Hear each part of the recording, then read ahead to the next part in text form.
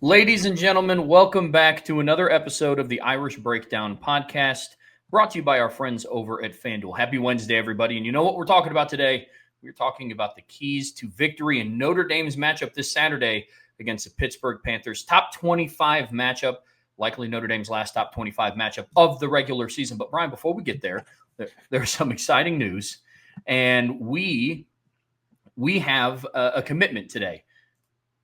2027 safety Khalil Terry announced his commitment about a little over a half an hour ago. And now you know why we waited till 2 o'clock to go live.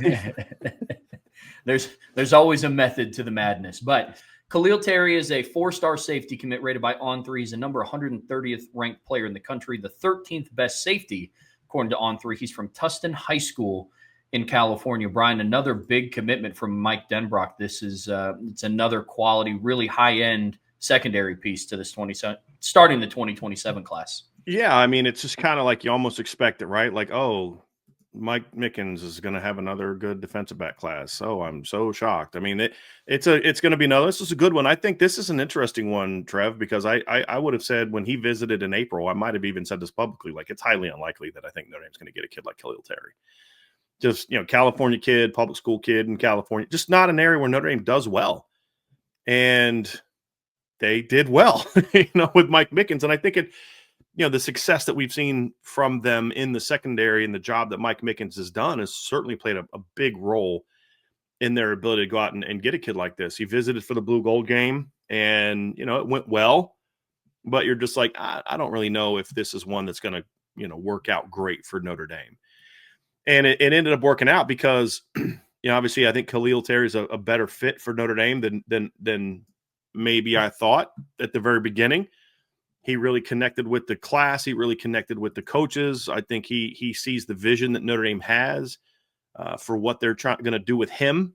I think that was obviously very important. But I think also he saw the football fit and he sees what they're trying to do and how they plan on using him. So a real strong pickup. It's a really good way to kick off the secondary class. One thing I like about this early 27 class, Trev, is they're not like loading up at one spot. It's not like, they got 6 commitments now, but it's like 4 offensive linemen, a defensive lineman, and now they finally got a DB, right? You've got a quarterback, an offensive lineman, a defensive lineman, a linebacker, a snapper, and now a DB. And it's a heck of a way to kick off your 2027 class. I mean, and the other thing is you're getting some kids in this class from areas that Notre Dame maybe hasn't had as much success with in the past, right? Alabama, where Ellis McGaskin is from. You're now getting a public school skill player from California, just not an area where you've had as much success lately. So it's a pretty darn good start to the class, and they're just getting going. I mean, I expect a lot more commitments to be coming up over the next 4, 5, 6 months for this class. But obviously, Khalil Terry today is a very strong pickup, and we'll talk more about that here. Well, you guys know how we're going to get down here. We're going to talk backstory. We're going to dive into some class impact. And as always, our favorite, we are going to watch some of Khalil Terry's film. And then we're going to wrap it all up with what's next before we start talking Notre Dame versus Pitt once again. But Brian, like you said, earlier you said that you didn't think that Notre Dame had much of a chance to land a kid like Khalil Terry. But here we are on November 12th. He announced his commitment around 1:30. So what all went into Terry committing to Notre Dame? Well, this is just a typical Mike Mickens recruitment, which is, you ever see the movie Rounders? Okay, it's a great movie. It's a gambling movie. It's it's a poker movie. Matt Damon. And there's this thing he's explaining different type of gamblers, right? There's the guys that go all in. And then there's the guys that just like the slow guys, right? Like they just take, just kind of bust you up for hours. That's Mike Mickens as a recruiter. He's not the splashy guy. He's not the, what like this personality of like, man, that guy is cool and hip and he says all the right things and he's just this really like personality, right?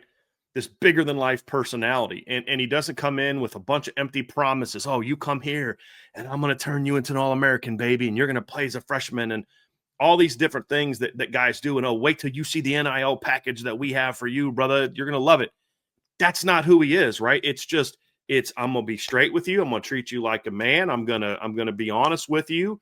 And we're going to build this relationship real. And there's two reasons why Mike Mickens is that way. Number one, that's just kind of his personality.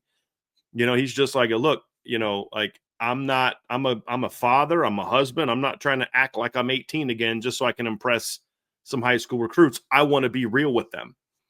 And I want them to understand when you come here, I'm your coach. I'm not your buddy. I'm not your friend. I'm your coach. And it's my job to develop you as a man and as a football player. So we're going to start that relationship now. And if you need me to tell you you're special and tell you you're pretty and all this other kind of stuff, then you're probably not going to thrive here. You know what I mean? At Notre Dame. And so it helps him kind of weed out some of the guys that are not about that life. You know what I mean? And then it's just about, let's just talk. Let's talk about just how I see you.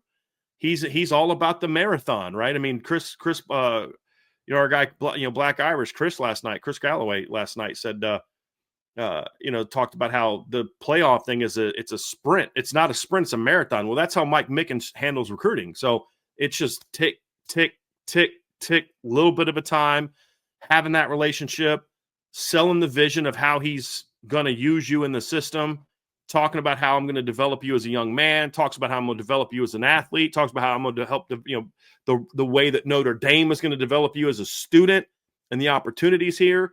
And then, of course, there's the proof that's on the field on Saturdays. And also, I mean, Mike Mickens has had a tremendous ability to develop young players throughout his career. I mean, his first year at Notre Dame, Notre Dame ends up going and playing in the college football playoffs, and he's got a true freshman in Clarence Lewis starting for him. 2 years later, he's got a freshman All-American in Benjamin Morrison. The next year, Christian Gray and Jaden Mickey both play a lot as freshmen. The next year, it's Leonard Moore plays as a freshman. This year, you've got Mark Zachary and Dallas Golden both playing a ton as freshmen. So when he says, "Hey, if you come in and you compete and you're going to have a shot to win a job," well, when he says that to you, you can take that to the bank because he's got a long track record of that. Even beyond Notre Dame, Sauce Gardner was a star as a freshman. Nick Johnson at Bowling Green was a second-team all-conference player as a true freshman when Mike Mickens was there. So it's just the whole package is there, and it's just about if you're want to be coached, want to be pushed, want to be challenged, want to be developed as a young man, this is the place for you. And I think in this day and age, more and more and more kids gravitate to that because it's like, I just want you to be real with me. And there's so much less. There's not a ton of that in recruiting. It's the sales pitch. It's the sales pitch. Well, Mike Mickens is the sales pitch is this is how it's going to be. And if you don't like it, then maybe this isn't the place for you. And I mean, it's the long game, and it's just who he is. And that's why he continues time and time and time again. Like, remember last year when everybody was like freaking out about Joe O'Brien, and I'm just like, just relax, let it play out. Because you trust Mike Mickens. He's done this all the time. Like, I'm going to let you guys have your little swing at it, but I'm going to still be right here. Remember when Christian Gray was going through it, and LSU and Ohio State seemed to be kind of the hot teams, and he was just, we're fine. You guys have your swing, but I'm just going to keep here. I'm in it for the long haul. And then he's able to close. And this is going to be the first of many. Can't say that strategy doesn't work. I mean, we talk a lot on this show about stacking classes and closing the gap. Well, you want a prime example of who's been doing that, especially on the defensive side of the ball. It's Mike Mickens. You mentioned it. You go from, I mean, really, if you just look at the last two classes, in 2025, you bring in Jadon Blair, Mark Zachary, Dallas Golden, amongst others. They already have commitments from Joey O'Brien, Kari Adams, Aiden Pouncey, guys like that. And then now you're starting out this class with Khalil Terry. The year before that, you bring in Leonard Moore. The year before that, you bring in Christian Gray, amongst others. So it's really impressive what he's doing. But, Brian, let's talk a little class impact here. We talked about it at the beginning of the show, but Khalil Terry, he's the 6th overall commit in this class. And I want to echo something that you brought up. I really love the format of how this class is starting to shape out. Like you said, it's not too heavy focused on, all right, well, they just have 3 defensive linemen right now, or they have 3 linebackers right now and nobody else. They have a person at each level of the defense. They have Richie Flanagan on the D-line, Ellis McGaskin at linebacker, and now they have Khalil Terry in their secondary. But it's a good California recruit, man. We talk all the time about the different recruiting hotbeds that Notre Dame wants to be a part of. And Ellis McGaskin is from Louisiana. and now Khalil Terry is from California. So the areas that Notre Dame is making a top priority, they're getting kids from, and that's another piece of this class impact, getting Khalil Terry to commit for the 2027 class. One of the things that makes this commitment important is he is a player that's got some positional flexibility. And you'll see it on this film. He'll play corner, he'll play nickel, he'll play safety. And in Notre Dame, they view him as sort of a nickel safety type of player. Guy that can play nickel, guy that can play safety. He's got some Thomas Harper to him as a tackler. He's got some coverage skills that are similar to kind of what you would see in a Jordan Clark and a Dallas, or not Dallas, say Dallas Golden. I meant to say Devontae Smith. But he's also has the size to play safety. It's a lot like Nick Reddish. And so you've got a kid that if there's another guy you really like at nickel, then Khalil Terry can be perfectly fine playing the safety position. If you really fill up at the safety position because you get some guys you really like, then Khalil Terry is a kid that you can then focus more on being part of the safety rotation, but a guy that's going to battle for your starting nickel job.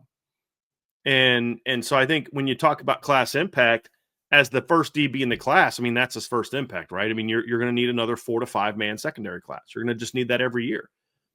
Injuries happen. Not everybody develops the right way. Transfers. You've got to recruit 5, 6 DBs every year for a team that recruits, that plays a 5 DB defense.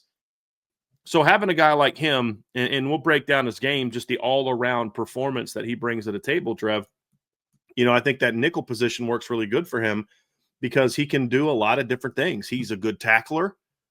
He comes downhill really well. He had 62 tackles this year. He had a sack this season. He's a good running back in high school. He's like a rotational back for them, but he had like 8.2 yards a carry on like 30-some carries. He had 20 passes defense this year for Tustin, 16 breakups and 4 interceptions. Incredibly smart player. And so when you look at starting your class with a kid like him, it really sets that floor of what your class can be. But he also is a bit of a movement piece, meaning you don't have to like, okay, well, this position's covered now that Khalil Terry's in the class. What you just got is a football player. Where exactly, field, boundary, nickel, that'll all get figured out later. This is just a football player that projects in the Mike Mickens secondary. So I think that's the big thing. And it doesn't hurt to get a kid from California. There's a lot of kids from California that Notre Dame is really trying to focus on, in this 2027 recruiting class. And, I think getting a kid like this really helps you to have somebody out west that can help you recruit. I don't know if Khalil Terry's the kind of kid that's going to be like a gangbusters, just like he's not going to be like Drake Bowen. He's not going to be like some of the guys that we've seen in this class that are just like the really grinder recruiters, but it certainly helps. There's going to be kids he has relationships with. There's going to be kids that, are going to be interested in Notre Dame. They're going to want to pick his brain, kind of see what he thinks. What did you like? What didn't you like? All those different things. And I think those are all things that are going to be big factors in how he helps your class and how he helps this class develop. So, getting a kid like him, it's a great way to start the class. Now it's about, okay, now get better and better and better and better. And there's some kids that are close that could continue to add even more to this class. So it's early yet. They've got to close, and we'll talk about this a little bit more on what's next. But they're in a position for another great class, but eventually you need to get that first, you got to ring that bell the first time. And then that allows you as a coach to say, okay, well, now I got him. So if you want to come, how bad do you want to come? You want to wait till signing day? All right, cool. I understand that. You got to do you got to do what you got to do, but so do I. But when there's nobody coming in the class, what leverage do you have as a recruiter to say, you might want to think about, like, if this is really where you want to be, like you say, you got some decisions that you have to think about. And so that's another part of it. But Trev, like you and I have talked about this for years, dude. You've heard me talk about this. One thing that's been very prominent in Marcus Freeman's tenure, and this is why I think him and Mike Mickens are so effective. They look for guys that are just good football players. They look for guys with character. Khalil checks all that. They look for good athletes. They like length. He's not tall, but he's pretty long. But they love smart football players. And if you look at all the different things that have been just clear, I mean, he'll take tall guys and short guys. He'll take medium height guys. He'll take all types of guys. But there's certain traits that they all have: high football IQ, character, toughness, versatility. Not everybody. A lot of his guys play both ways. You look at Khalil Terry and you're like, check, check, check, check, check all the boxes. And you understand why Mike Mickens thought about him as highly as he did. Yeah, positional flexibility is becoming a common trend, especially in players that they're bringing in on the defensive side of the ball. And can't say that it's not working out for him, especially with some of the immediate impacts that a lot of the younger DBs have had at Notre Dame. Specifically, you think about Dallas Golden and the type of athlete he was in high school and his positional flexibility on defense. He got more coming in. So it's definitely going to be exciting to see. But Brian, I am real quick though. I got to say this too: is how impressive was it for Notre Dame to be able to get a California kid who visited for the Navy game?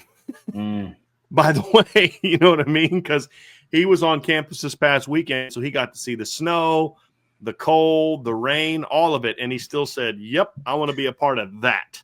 And I love that tactic, by the way, because that's literally Notre Dame showing, hey, you hear all the quote unquote horror stories about the weather here, and it's just so unbelievably cold. This is it, bro. Mm-hmm. Like this is when we're playing football. Will it get colder here? Yes, it will, but not when we're out in pads. Mm-hmm. So that's something that I appreciate. So yeah, it's a really smart recruiting tactic. Yep. I dig it. Yep.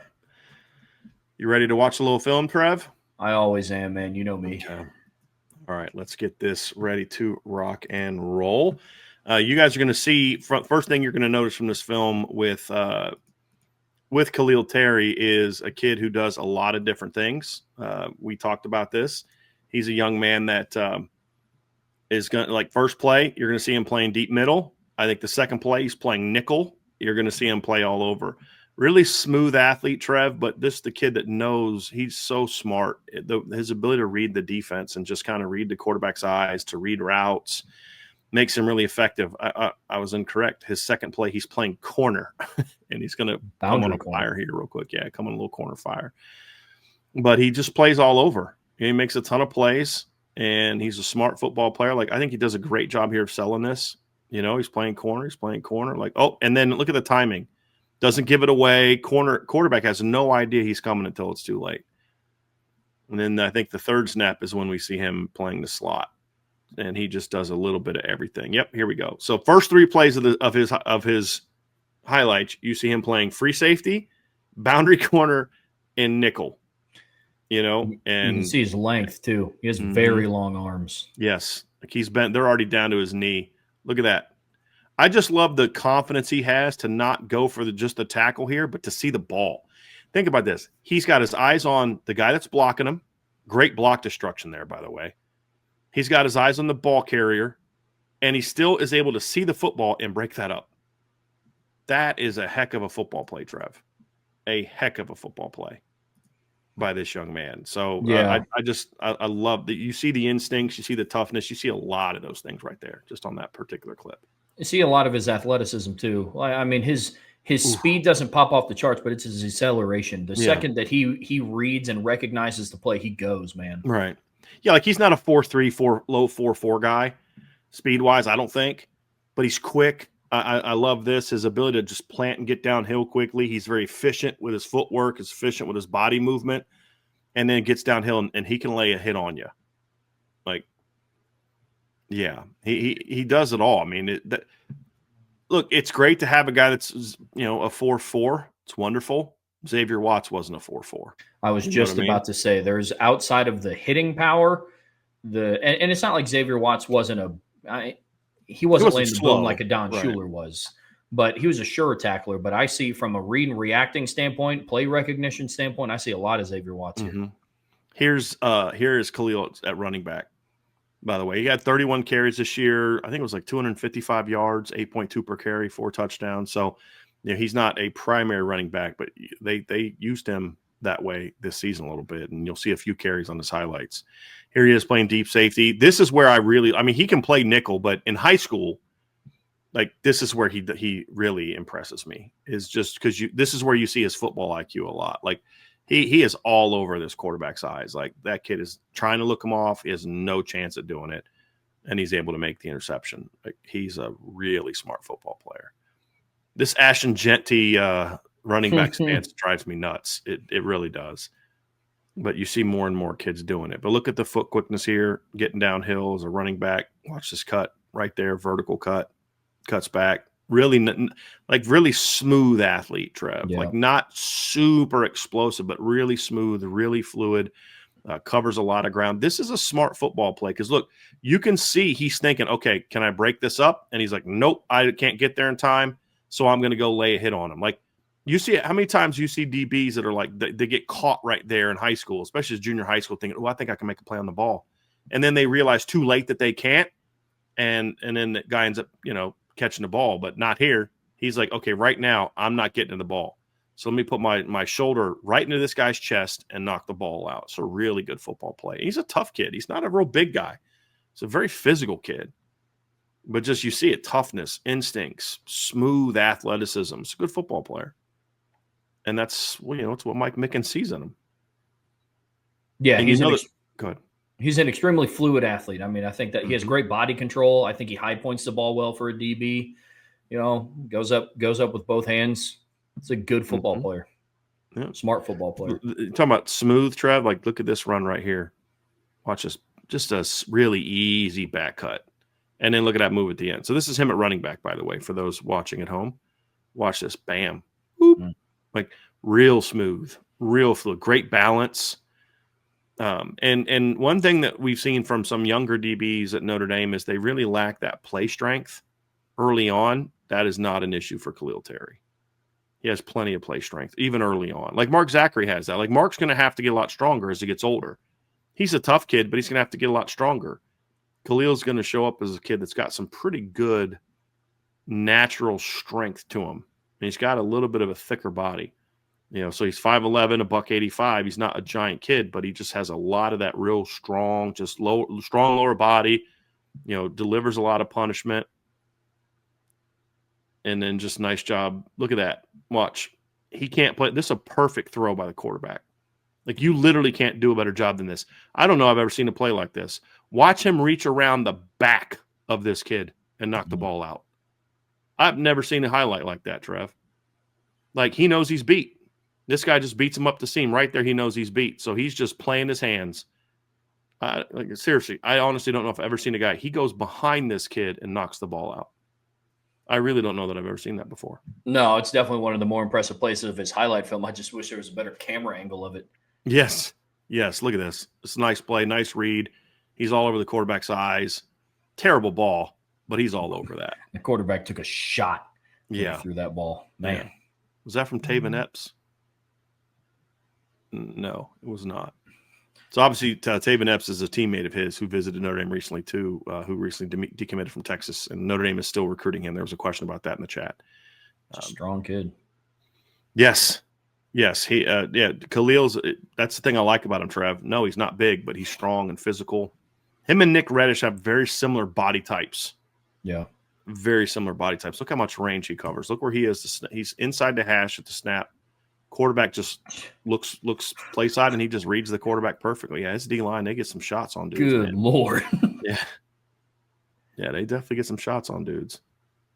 But just really good instincts, good feel, just picks that sucker off and just going to take it back. To the house? Mm-hmm. A little bit of a house call there. All right. Yep. Good downhill player in the run game too, Trev. That's another thing I like about him in the nickel. He's going to be – I mean, you saw it on a couple clips. You'll see it in a little bit more in game film. He's pretty good when you consider it for a junior with block destruction, understanding angles. Like, hey, I know I need to go outside here. I need to know I need to inside here. Here's a cornerback. I think that is why I really like him at nickel as well. Like, depending on what I'm talking about is whether or not I like him more at nickel or more at safety. But that's one of the traits that I really like. He's going to be a force against perimeter run, a force against perimeter pass. You know, he's going to be a guy that I mean, like if he can, you know, keep working and stuff at Notre Dame, he's the kind of kid that you're just going to love playing against Navy. I was just about to say he's a nickel type of corner, like that hybrid nickel safety that you wouldn't necessarily have to not play. Like Jordan Clark didn't play a snap against Army or Navy last year, very few, but he's a player. Like a few nickel situations, yeah, exactly. It's like he's a player that you don't have to take off the field. No, like Devontae Smith. I mean, that's the reality of it. I mean, Devontae Smith can do so many different things in the defense that this is a kid that can do that. So, it's a good football player, real good football player.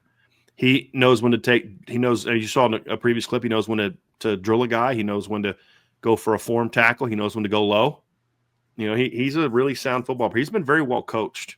You can tell that. Like, you know, kudos to his staff or whoever works with him, his family, whoever. This is him at running back. Like, so when I was first watching this, a couple of the running back clips that they didn't mark him, I'm like, why is he showing that highlight? I'm like, I don't even know what he did well. Oh, wait, he's got the ball. Like, so showing a defensive clip where your defense gets gashed for 60 yards. Like, what is he showing there? I can't even find him on the highlight. Oh, wait, he's got the ball. But again, this is another example, Trev, of the strength and then just the smooth athleticism that you see here. Just look at him run through that arm tackle. Yeah. Yeah. And I think he has some older brothers that have played college football as well. So it comes from a football family, which shouldn't shock you when you watch this film. This is a nice ball by the quarterback right here, by the way. That's about as good of a two-hole throw as you're going to make at the high school level. And, you know, Khalil comes over and he's able to hit the guy, but that's a heck of a throw right there. But good, strong tackle. And guy makes the catch on him, obviously. Need a little bit better read route there by the second level players there to help him out a little bit. You know, obviously he's from the LA area, so you know there's good football there, and I like kids that it's not a requirement. I mean, there's been plenty of kids that played against small competition that were stars, but I do like the fact when you have a kid that's been challenged at the high school level. Yeah, he's playing against other Division I football players. I like that hit. Comfortable playing at multiple different levels on the defense, comfortable playing deep middle. He's comfortable coming down into the box, slot, boundary, a lot of versatility. I think that's Taven Epps there. I got to go back and look at his film that's got the hit on the quarterback. Who was committed to Texas, but now is decommitted. So, yeah, there's a lot to like about this kid, Trev. I think the reason he's not ranked higher, and it's understandable, it's a really smooth run, is he's not the biggest guy, and he's not a burner. So when you have that, you're not going to be ranked as high as a prospect. He grades out as a top 150 caliber prospect for me as well, and it's those grades, size and speed, that ding him compared to other safeties, but he grades out extremely high in, intangibles, football playmaking ability, instincts.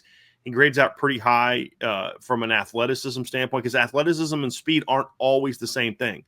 Xavier Watts is a very good athlete. He's just not fast. Will Fuller had elite speed. He wasn't necessarily an elite athlete. You know, when you look at some of the other the other speed traits, he didn't have like a huge vertical jump. He didn't have a great shuttle time. He was just really fast. Yeah. And what I like about Khalil is he grades out high in a lot of the athletic traits, but he's not a guy that is, going to be a burner. And that's going to impact his ranking. Doesn't impact him for being a really good football player, but it is something that's going to have an impact when you look at his, from just a ranking standpoint, a little bit of the ceiling, those type of things. So, but man, overall, Trev, I mean, this is a really good pickup. It's a really good pickup.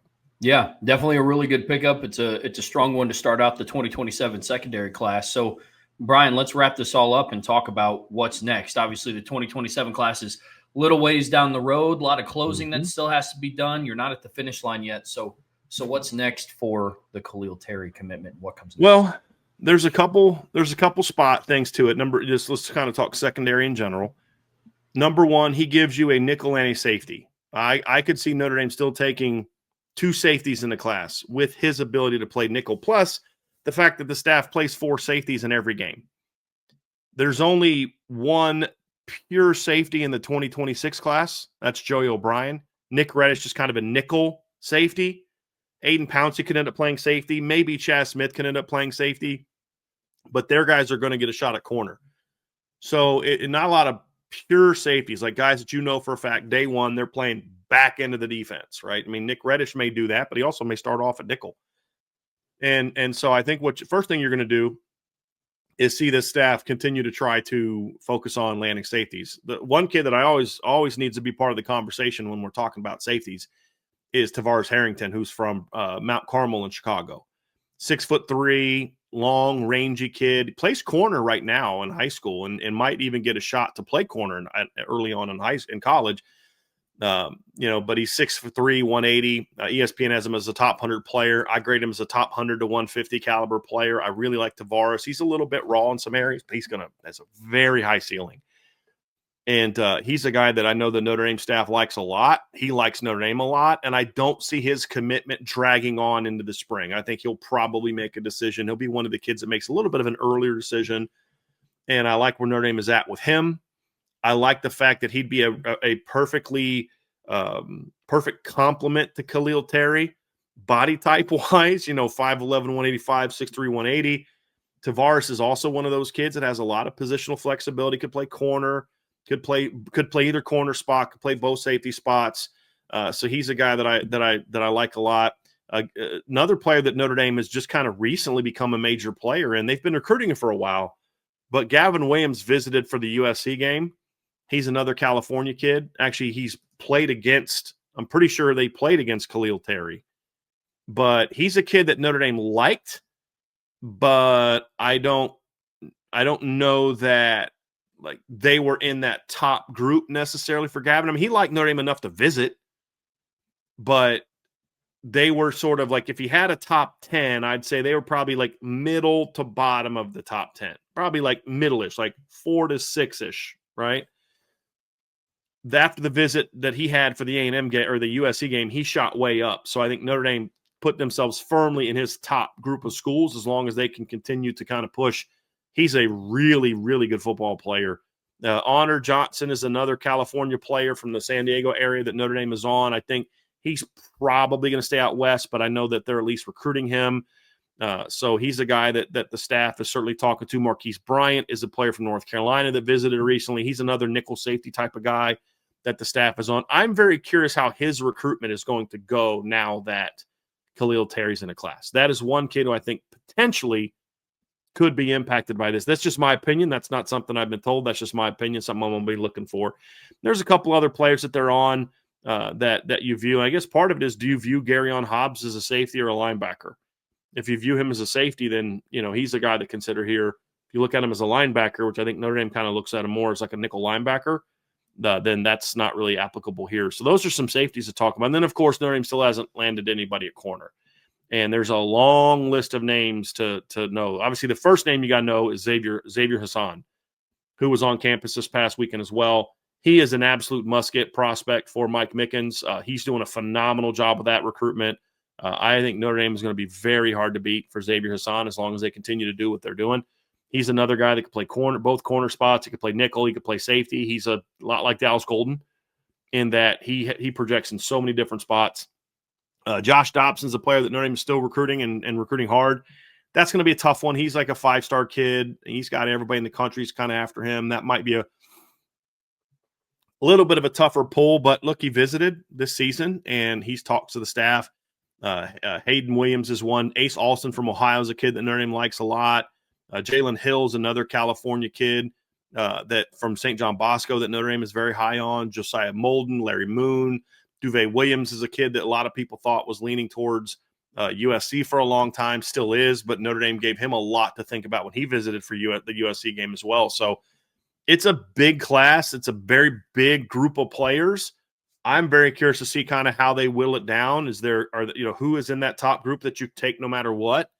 who are those guys that maybe you're slow playing a little bit until you find out how the other guys are going to do. So, but yeah, it's a very strong group. And now it's just about closing. You close on Xavier Hassan, close on Tavares, Harrington, try to close on Gavin Williams, guys like that, Ace Alston, and get this DB class rolling again, like Mike Mickens seems to do every year. Well, folks, that's going to do it for part one of today's show. We recapped the commitment to 2027 safety, 4-star recruit Khalil Terry out of Tustin, California. He is the 6th member of the 2027 Notre Dame recruiting class. But we are getting ready to talk keys to victory for Notre Dame's matchup against Pittsburgh this Saturday afternoon. But before we get there, make sure you hit that like button. Make sure you subscribe to this channel, whatever streaming platform you listen to us on. We'd greatly appreciate a 5-star review. But as always, the best way to support what we do here, subscribe to the premium message boards at boards.irishbreakdown.com.